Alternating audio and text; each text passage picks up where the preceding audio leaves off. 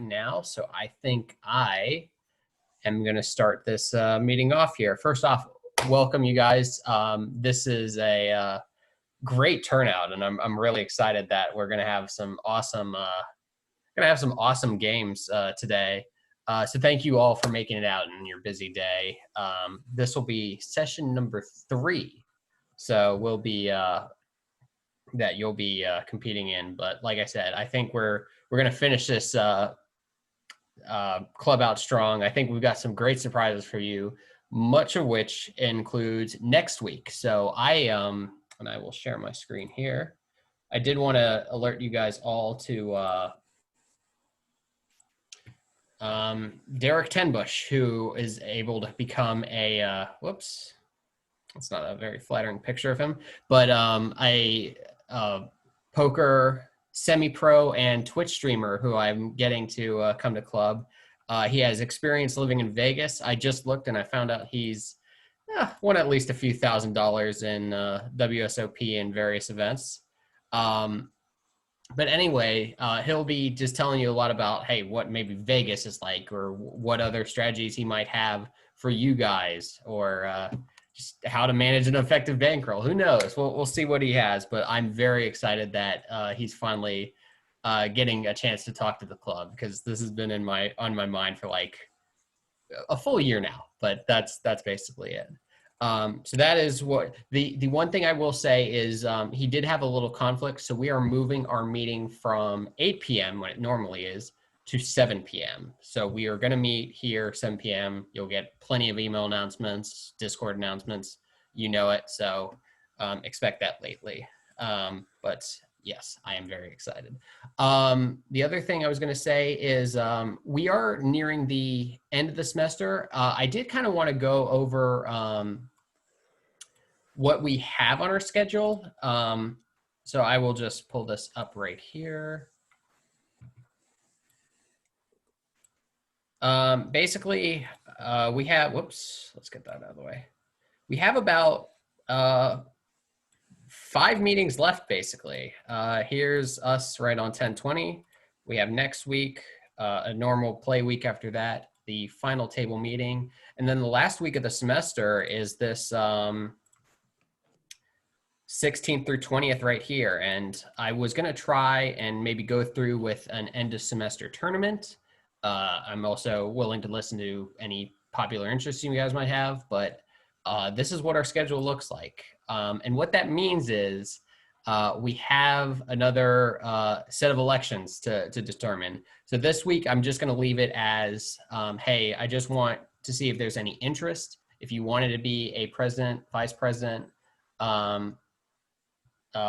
secretary, or treasurer, any of those positions we currently have, please let me or any officer know. If no one steps up, I do think we're going to make ourselves a little easier. That I'll probably ask again on 11/3, and if there's no challengers, we're going to keep the same set of people, which is Warren as president, Cole as vice president of administration, Kenji as VP of internal affairs, and Seth as treasurer. But I will leave that up to you. So just plan in the seed in your mind that this is what's going on, and we'll probably talk about running in elections for officers on this 11/3 meeting. So with that all said, I think I am good. Does anybody have any questions about that?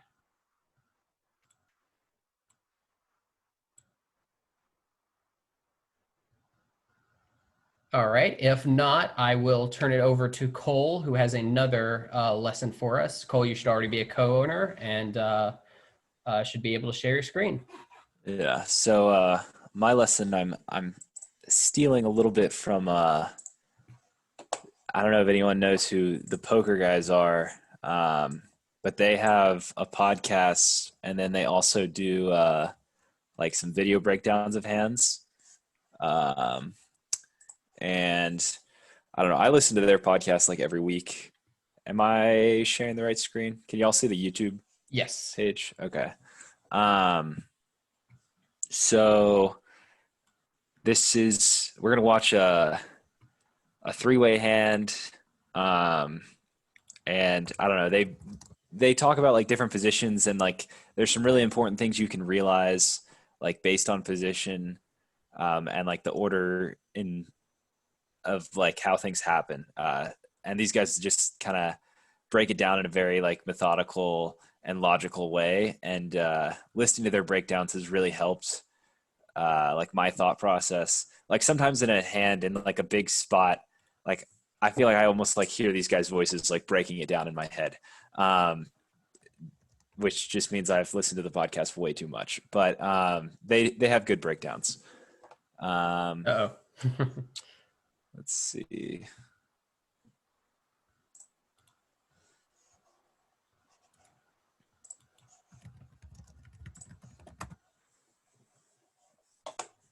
Can y'all hear? Volume is currently not playing on the video. I think you have to share your Oh, audio in Zoom. Let's see. Always fun. All right. Can y'all hear it now? Great. Mike and Young with the real hand here. King Queen offsuit. One thing that is nice about this chipset is that they only have three denominations. He's gonna make the call. Like tiny chip, middle chip, giant chip.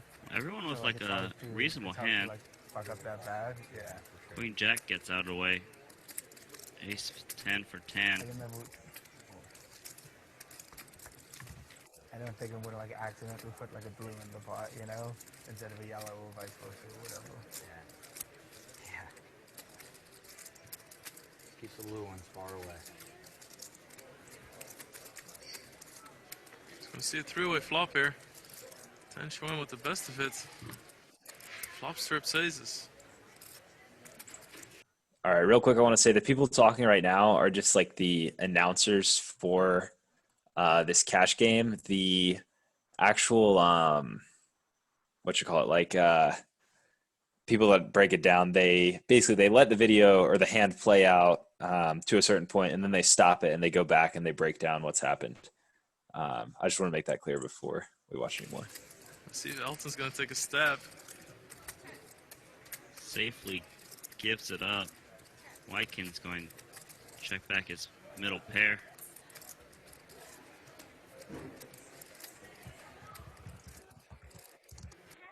Oh, nice check from Tan Xuan. Even though the flush draw comes, just knows he's way far ahead. And that gets Elton saying to bet 42,000. Just 6 high. Should get Wykin to come along. Yeah, Wykin not checking the flop to fold the turn. And especially from 2 checks from Tan Xuan, he's gonna feel pretty good about this. Tan Xuan with this check had just gotten 84,000 extra in the middle. Both of his opponents drawing dead.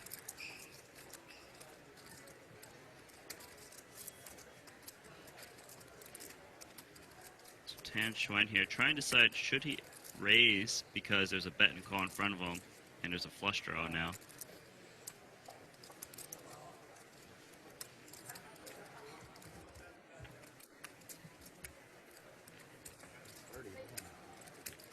Makes it 130,000.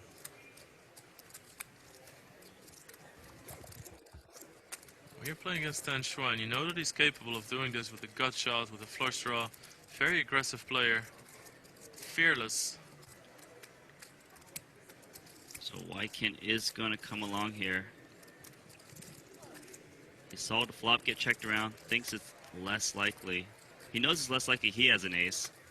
Lot of action on this turn. The most interesting thing has got to be Tan Xuan deciding to raise to 130 million Hong Kong dollars.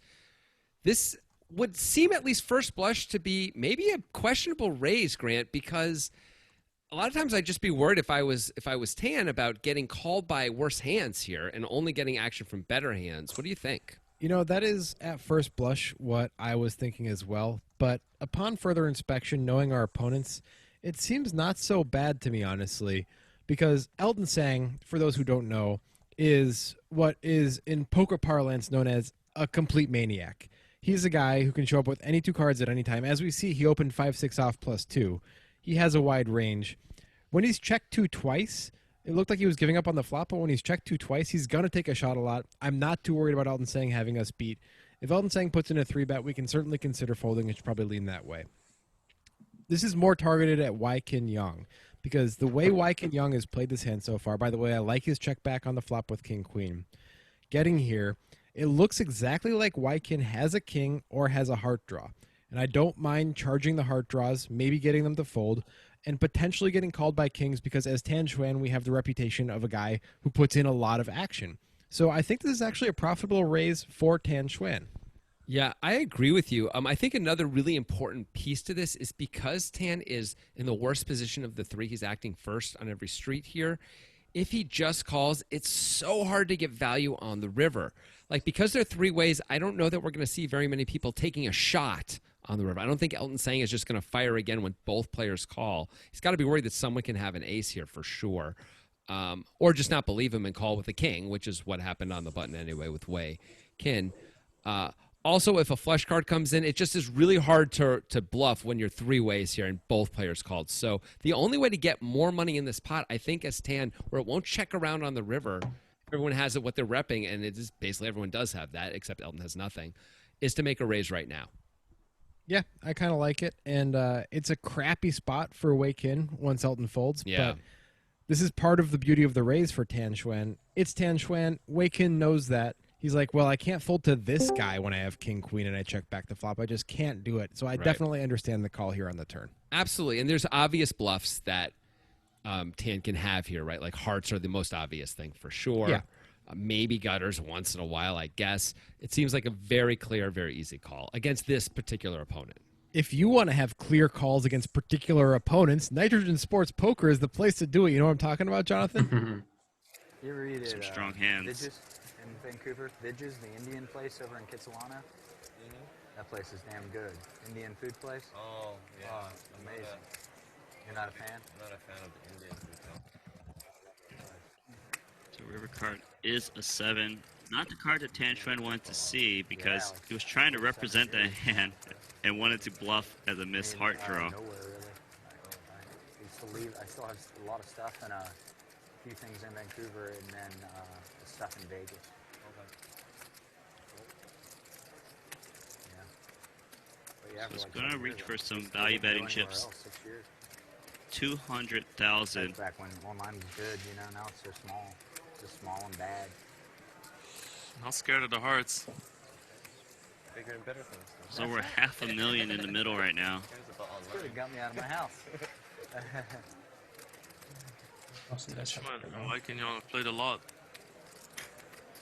Definitely plays into this hand as well. And Schwan knows I show up here with bluffs sometimes. I have shown Queen Jack or Jack 10 in the past. I think I can get some value here. It's up to Wykin to figure this out.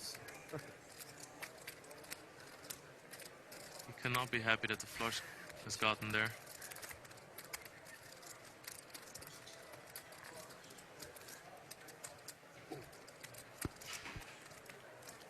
So why Rudy, can't how's the game going tonight? trying to figure out some bluffs? All right.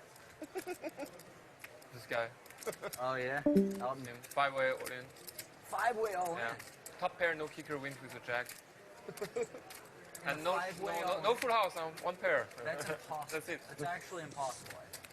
No problem. It says jack, jack. Oh, no need jack. I win. I know. I was calling for another jack. I was like, oh, I don't need another jack. Same card. Same guy open ender and just brick. And just, I makes the call. Wow. Nice value bet. 707,000, the biggest pot so far of the day.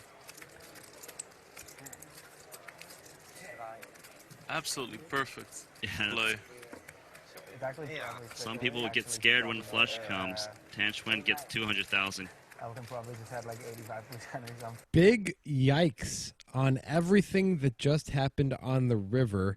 I think one of these decisions is worth discussing. The other one is categorically bad. Let's start with the one that's worth discussing, which is Tan Xuan going for value with trip aces, medium kicker on this river. It is a heart, Jonathan. Is this a good idea? Boy, it doesn't seem like it. It sure pays off amazingly well to the tune of $200,000 going in the pot there on the river with the call. But it doesn't seem like a great bet because although if we check, yes, we would call against at least some bets by Wei Kin, right? For sure. I'm just really worried about worse hands calling. And at first blush, I actually kind of like this bet, I think. But the more I think about it, the more I'm worried that like a hand like ace 6, ace 5, ace 4, ace 3 suited, all those kinds of hands that maybe could be here, maybe might just fold on this heart river. And that's a real problem. And of course, all the hearts got there. So we might just be valuing ourselves. I'm not sure why we bet so much rather than betting less. Give ourselves like we can block bet that way, it seems better. Also, maybe it's easier for ace 3 to call if we bet less. I don't know why we're betting so much. Yeah, I think we should be betting an amount that is a lot easier for a weak ace or even a hand like king queen to call. Yeah. And I like that better. However, somehow it works out for Tan. Maybe this is reputation based, but let's go through it because this is the decision that I earlier referred to as categorically bad, and maybe that's not fair. Maybe we should explore it. Feels a little unfair. Yeah, okay, so let's defend it then, Levy. Defend the call with King Queen by Wei Kin Young. The only way I can reasonably defend this call is Wei has to know a lot about Tan Xuan, right? And so Tan does have that reputation as being kind of a crazy dude. He's got to basically be able to show up in this spot with not just gut shots, but more weird air stuff than that, too, which I don't know how possible that is, quite frankly. It seems unlikely to me. Maybe he has to be able to have like 3-5 maybe, and 3 deuce and 5 deuce, stuff like that, which are also gutters, which he would have turned, and then decides to attack and then just take shots on the river along with hands like Jack 10, Queen Jack, Queen 10, because a heart came on the river, and we called the turn raise like we usually have. This is like the worst hand we ever have at this point, right? Like, this is it. This is basically as bad as it gets. Like, we usually have trip aces, a flush, and this hand.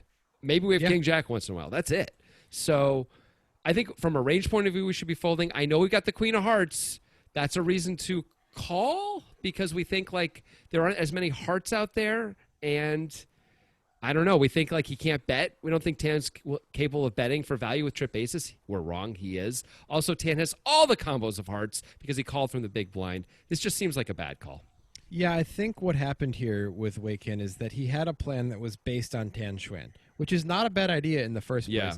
But you have to be aware of negative events in a hand. And the 7 of hearts is a negative event. Despite blocking the heart with a Queen of Hearts, if Tan Xuan was bluffing on the turn, the most natural bluffing hand he has as a check raise here is a heart draw, and that just got there. So if Tan wasn't bluffing on the turn, he has plenty of boats that he could have, by the way. He probably has some trip aces. As we see, he does have trip aces.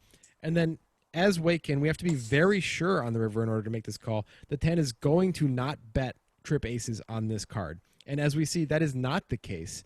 And I don't think we should ever make an assumption about a player that we are assuming to be too aggressive to not be betting a weaker part of his range for value. So I think there's a lot of problematic things that went into this call, all based on the assumption that Tan Xuan is just a crazy guy, so I have to call him down with something. But the 7 of hearts is not the card to do it on.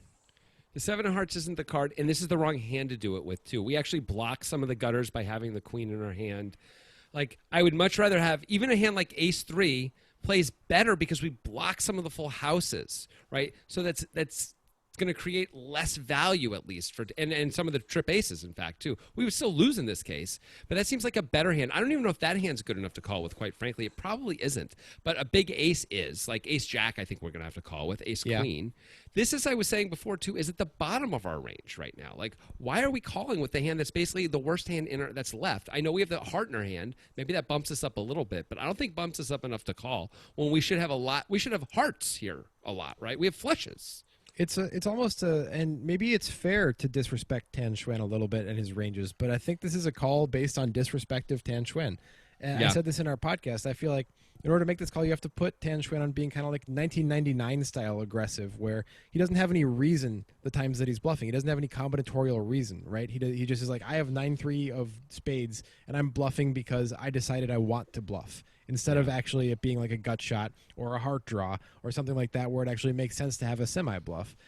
I don't think Tan Xuan's that guy. I think he's a guy who studies the game. He might be hyper-aggressive, but I think we have to give him more credit than that, and therefore I think we have to fold a hand like King-Queen here. There are just so many other better spots ultimately, right? Like, think about like so many cards can come that we have an easy call on the river with against this opponent. It's like every non-heart in the deck, basically, we're going to call and lose. But that makes sense then, right? Now we have obvious bluffs that we're beating. Great. I can think of lots of hands in his range that he would bluff and that we can call and we can beat. Fabulous. We just don't have that here. That doesn't exist here, right? The brick didn't come. We just can't call with every card in the deck that comes on the river with a hand this week. Right. I guess why can just let Tan Xuan use his image to get max value? My husband, John Ossoff, is dedicated to making sure that every Georgian has access to health care. Georgia, that it's political affordable, ads. and that they don't have to worry. I am in Georgia, so. That's right. That makes sense. There you go. Speaking of which, go vote. Do your duty. Max value. More Go like Jogs. I like that. All right, so I do want to go back and talk about a couple interesting things to note that happened in this hand. They didn't really talk about pre-flop or what really happened on the flop. So something you should know about this game is Elton Sang is pretty sure he's a billionaire. He's either a billionaire or a very big millionaire. And he is one of the reasons that a bunch of pros go and play in like Macau now. But he is under the gun +2. That's what this +2 means. And he opens to 25 million with 6-5 off, which obviously is a little bit loose. It's really loose. Like you should always fold 6-5 off from pretty much every single position unless it's folded to you on the button or the small blind. And then if you notice down here, if I can get the Like in Young with the real hand here, King Queen. so down in the bottom left, you can see the blinds are 3 million, 6 million with a 6 million, which this approximately equates to like 3,000, 6,000 USD. And then this is there's a $6,000 ante from the big blind. And Elton is opening to 25 million, which is over 4x. So kind of a big open, kind of like I have a lot of money and I want to play 6-5 off and I'm going to make it really expensive. And then, so Wai Ken Yong, I'm not as familiar with, but I'm pretty sure that he is the son of a billionaire. I don't think he's a pro, but he calls with King Queen off, which is definitely fine. You definitely want to play pots against Elton Sang. You could even 3-bet this hand sometimes to try to isolate Elton Sang, which is fine, but probably the most standard thing is going to be a call. And you definitely want to be, a little bit cognizant that he made it 4x. It wasn't like a regular thing that he was doing. People do sometimes size up a little bit to because of like an ante in the game, which there is an ante in this game, but this wasn't like something that Elton regularly does in these games. And then we get to Tan Xuan on the big blind, and he obviously calls with ace-10, which makes a lot of sense. I wouldn't go 3-betting ace-10. It's not really ace-10 does not play very well on 3-bet pots.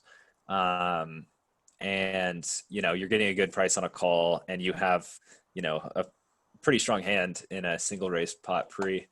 And then, so the next interesting thing that happens is not something that you would expect is Elton Sang actually checks this board, which is ace, king, ace, even though he has 6-5 off. This is a spot where most players nowadays in the 2020 poker world that we live in see bet a board like this pretty much 100% of the time, especially when they open from under the gun +2. And most players aren't going to have like a range of sizings pre-flop. But if you did and you opened bigger, it just seems like even more of a reason to be betting this board. But he checks, and Tan Xuan obviously checks the big blind because you always want to be checking to the pre-flop aggressor, especially on a board like this. And then Wai Ken Yong checks back, which I think makes a lot of sense. He has a pretty strong hand. that's definitely going to win at showdown a lot of the time, but he doesn't. He's probably not going to win if a lot of money goes into the pot, which he doesn't seem to realize. Gives it up. Vikings going to check back his middle pair. Pretty good about this. And then, so kind of as they said, this check by Tan Chuan makes a lot of sense. And this raise is good if he's going to be raising a bunch of flush draws here. Which, some more passive players might just say like, oh, I'm getting, a pretty good price. It's 42 million to win what's going to be 210 million. I can just call here with my flush draw and try to improve and that sort of thing. And it's also important to realize that Elton Sang probably doesn't have anything because he checked the flop. Like Elton Sang basically has like ace king, pocket kings, or like pocket aces.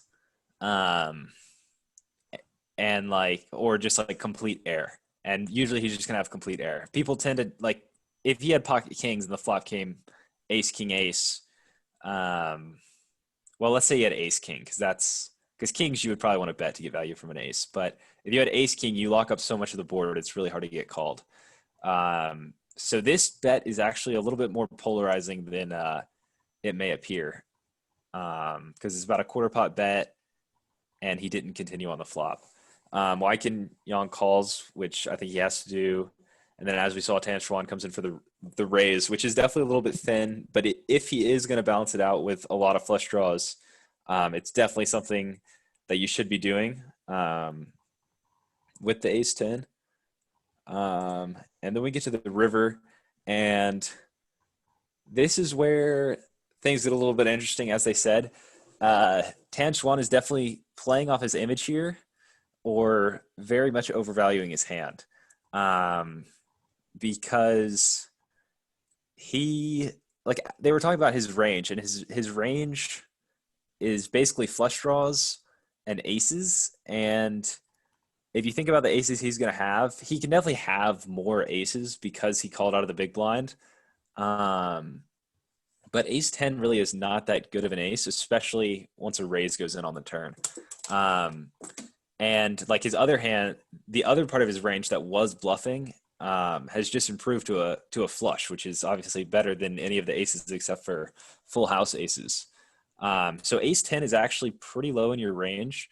And when you're pretty low in your range, you probably want to be checking and probably planning on check calling with ace 10 with the 10 of hearts. And then even sometimes you could check fold here, which seems crazy. But when you think about what Wyken Yang's range looks like, it looks like a lot of flush draws.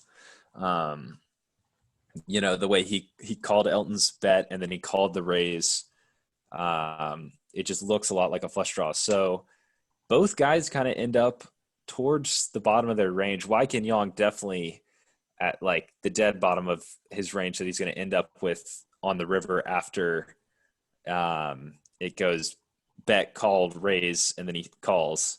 Because he's going to have a bunch of flushes and he's going to have a bunch of aces. And it's important to note from Tan Chuan's point of view that because the raise pre-flop was so big, Wyken Yang might just fold a hand like ace 5. Obviously, he's going to fold like ace 9, ace 8, ace 7, ace 6, like pre-flop. And he'll probably fold like ace 5 suited, ace 4 suited, ace 3 suited, and ace 2 suited. They are wheel aces, but Elton made it over 4x pre. There's a bunch of players left to act. If he had one of those hands and wanted to play, he probably would have 3-bet. So when you start thinking about it, like you don't really beat any of the aces that Wyken Yang should have here. And the flush draw got there, and it looks kind of like he was on a flush draw. So it doesn't really look like he beat a lot here, but he does end up betting something like 2/3 pot and getting called, basically playing off his image, kind of like the analysts were saying. and because he might just know this guy has a bunch of money, he doesn't want to wait to see what he actually had. The 200 million might be worth it to him just to see what Tan Chuan has here. But are there any thoughts about that hand? Any questions? Sometimes the terminology that those guys use when breaking down hands can be kind of confusing, so I can kind of expand on anything they said if anyone has any questions. Or any questions in general that you might have. Yeah. I think I've answered everyone's in the chat. So scout them. You'll see the shuffling a lot in live poker. So yeah, very, very common. I will say Triton, which is what they're showing there. It's one of the more calmer poker shows to watch. I think I mainly watch them on Twitch. And at the same time, it's completely bonkers what they do, because you had the person you mentioned who must be a multi-billionaire. Paul Floy is one of the most crazy players I think I've ever seen on Triton. It's a good show. So that's yeah. And I mean, it's watch. important to realize, like, this is like, these Triton games are literally the biggest games ever televised. And, they're playing higher stakes than anywhere else in the world. And like, this guy's coming in with 5-6 off, making it $25,000. So like, from under the gun too. So it's important to realize that like, live poker is like very beatable, and there are definitely a lot of fish, even at the highest stakes. That's sometimes they're whales.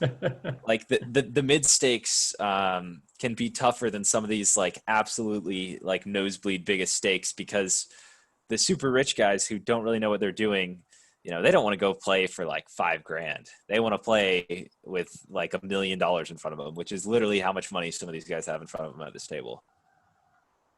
Let's see. If you are not in the cutoff, this is a question from the chat. If you are not in the cutoff and early position, is ace 10 off too weak of a hand to call a near 5x raise with? Yeah, you can definitely just fold ace 10 off versus an early position open. Ace 10 off really is just, it's kind of like the definition of a reverse implied odds hand. Like, if someone is like opening proper ranges, which ace 10 off is probably a profitable call against Elton Singh, because he's playing whatever two cards look good to him in the moment. But against someone who plays solid ranges, if they open from early position and you have ace 10 off, you can definitely just let it go. Like, for example, from under the gun and under the gun 1, at like a full ring table, I will just fold ace 10 offsuit. Not even come in for a raise or anything. It's just a hand that's going to be dominated a lot of the time. Like, people are just going to have ace jack, ace queen, ace king. You'll probably get 3-bet by ace king, but ace queen and ace jack are usually just going to call. And then you might just be kind of value owning yourself throughout the entire hand.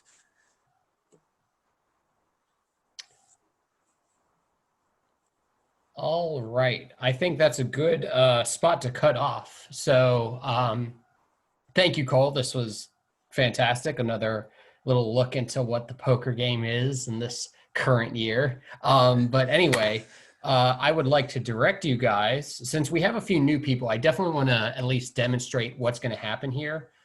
We are going to break into, let's see if I can share my screen. Oh, I have one more announcement really quickly. Oh, sure. I am going to be at the Cherokee Casino this weekend. So if anyone wants to come play, I'll be there playing. You say this weekend? Yeah.